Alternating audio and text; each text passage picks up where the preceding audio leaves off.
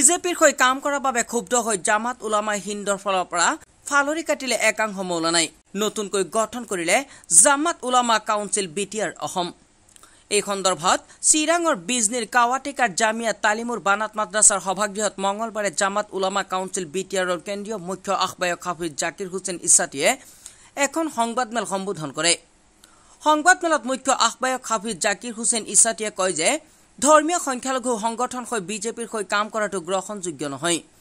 আমি বিজেপিৰ হৈ কাম নকৰোঁ। বিটিআৰত আমি জাতীয় সংগঠন হিচাপে নিজৰ স্থিতিত কাম কৰি যাম।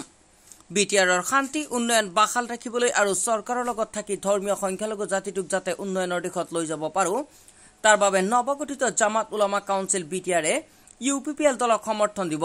ইফালে এই সংবাদমেলৰ পূৰ্বে জামিয়া তালিমুৰ বানাত মাদ্ৰাছাৰ সভাগৃহত জামাত উলামা কাউন্সিল বিটিআৰৰ বিজনেছ জিলা কমিটি গঠনাৰ্থে এখন সাধাৰণ সভা অনুষ্ঠিত হয়। জামাত উলামা কাউন্সিল বিটিআৰৰ কেন্দ্ৰীয় উপ মুখ্য আহ্বায়ক আলহাজ আক্কেল আলী সভাপতিত্বত অনুষ্ঠিত হোৱা এই সভাত মৌলানা আবু বকৰ ছিদ্দিকক সভাপতি আৰু মজামিল হকক সম্পাদক হিচাপে লৈ মুঠ 51জনীয়া বিজনেছ জিলা জামাত উলামা কাউন্সিল কমিটিখন গঠন কৰা হয়।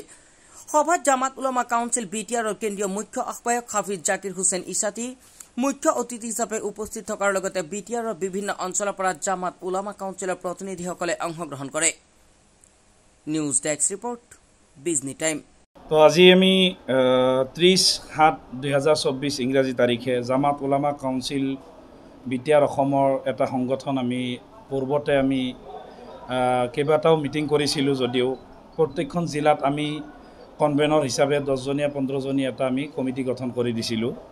আজি প্ৰথমবাৰৰ বাবে আমি বিজনী জিলা জামাত উলামা কাউন্সিল গঠন মানে ফুল কমিটি গঠন কৰি আমি আপোনালোকৰ সংবাদ মাধ্যমৰ যোগেদি আমাৰ সংগঠনটো আমি এনাউন্স কৰি সকলো বিটিআৰবাসীক আমি এই বস্তুটো মানে এনাউন্সমেণ্ট কৰিবলৈ আজি আমাৰ এই বিশাল ডাঙৰ সভাৰ আয়োজন কৰিছিলোঁ। আপোনালোকে নিশ্চয় দেখা পাইছে আমাৰ এই সভাত প্ৰায় 800ৰ ওপৰত অধিক মানুহ আমাৰ এই সভাত উপস্থিত হয়। আজি এই সভাখনত সাধাৰণ সভাৰ যোগেদি ৰাজহুৱাভাৱে আজি আমাৰ পোনপ্ৰথমবাৰৰ বাবে বিজনী জামাত উলামা কাউন্সিলৰ যিটো কমিটি ফুল পেজ কমিটিটো আমি গঠন কৰিবলৈ পাৰিছোঁ। অসমকে ধৰি বিটিআৰত বহুতকেইটা সংগঠন পূৰ্বৰ পৰাই আছে জাতীয় সংগঠন, কিন্তু সংগঠনকেইটা থকাৰ পিছতো আমি যে সংগঠনটো আমি ওলাই লৈছোঁ একচুৱেলি ইয়াৰ পিছত বহুত এটা ডাঙৰ কাহিনী আছে। মই অলপতে কথাটো ব্যক্ত কৰিব মানে বেছি সময় দীঘলীয়া নকৰি সৰুকৈ মই কৈ দিওঁ। তাৰমানে যিখিনি আলিম উলামা আপোনালোকে আজিৰ দিনত দেখা পাইছে এইখিনি আলিম উলামা একচুৱেলি আমি এটা সংগঠনৰ লগত জড়িত আছিলোঁ জামাত উলামা হিন্দ, কিন্তু যোৱা 2 মাহ পূৰ্বে আমি সেইটোৰ লগতে আছিলোঁ। কিন্তু 2 মাহৰ মূৰত এনেকুৱা কিছুমান দৃশ্য আমি দেখা পাইছোঁ যে বিজেপিৰ লগত পূৰা লেটিকিটি থকা কিছুমান দৃশ্য ভিডিঅ' ফটো আমি দেখা পাইছোঁ আৰু তেওঁলোকৰ মন্তব্যবিলাক পাইছোঁ যে বিজেপিৰ হৈ কাম কৰিব লাগে।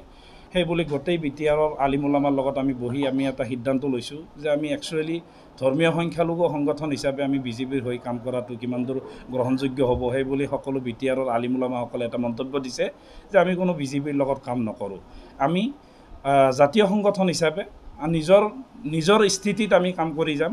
হয়তো আমাৰ বেকগ্ৰাউণ্ডত কোনো ৰাজনৈতিক দলক আমি সমৰ্থন কৰিম, কিন্তু সেই বুলি আমি বিজেপিক সমৰ্থন কৰিব নোৱাৰোঁ। আমি গোটেই বিটিআৰৰ আলিম উলামাসকলে এটা সহমত দিছে যে আমি ইউপিপিএল দলক সমৰ্থন দি অনাগত দিনত বিটিআৰৰ যিটো শান্তি, যিটো প্ৰগতি, যিটো উন্নয়ন এই বস্তুটো আমি বাহাল ৰাখিবলৈ আৰু বিশেষকৈ আমাৰ ধৰ্মীয় সংখ্যালঘু জাতিটো লাঞ্ছিত বঞ্চিত জাতিটোক আমি উন্নয়নৰ দিশত আমি যাতে লৈ যাব পাৰোঁ। চৰকাৰৰ লগত থাকি আমাৰ জাতি মাটি ভেটিৰ সমস্যা আছে, বহুত সমস্যা আছে, ডিবুটাৰৰ সমস্যা আছে, ফৰেনাৰ কেছৰ সমস্যা আছে, লেণ্ডৰ সমস্যা আছে, মাটিৰ সমস্যা আছে। এই বিভিন্ন সমস্যাবিলাক সমাধান কৰিবলৈ আমাৰ এই সংগঠনটো গঠন কৰাৰ মেইন উদ্দেশ্য হ'ল যে আমি চৰকাৰৰ লগত থাকি চৰকাৰৰ লগত আলোচনা মৰ্মে আমি জাতীয় সমস্যাবিলাক যাতে সমাধান কৰিব পাৰোঁ সেই উদ্দেশ্যৰে আমি সংগঠনটো আজি গঠন কৰিছোঁ।